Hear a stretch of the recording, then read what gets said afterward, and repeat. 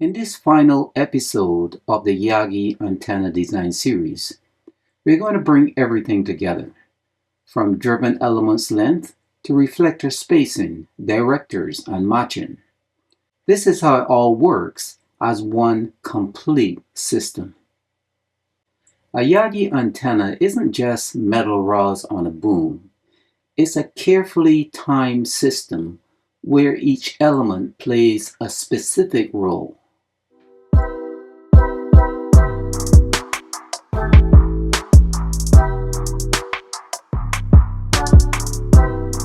The driven element sets the resonant frequency.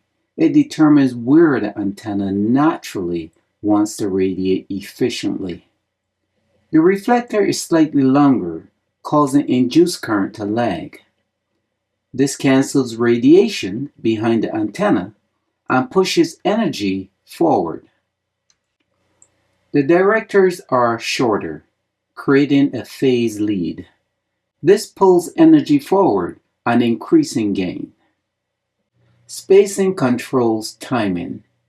It determines when the re-radiated fields combine and whether they reinforce or cancel.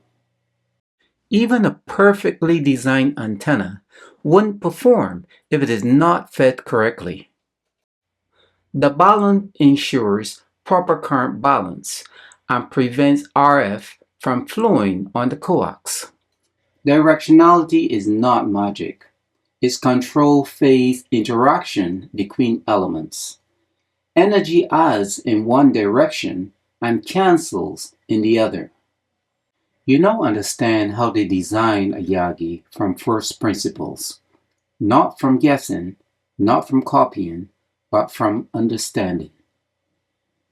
As elements increase, gain increases, but only if spacing and length are correct. More metal does not automatically mean more performance. The Yagi antenna is one of the most elegant designs in radio engineering.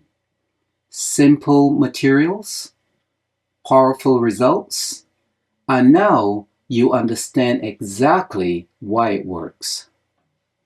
This completes the Yagi Antenna Design Series. This is Trevor from Telecom Training.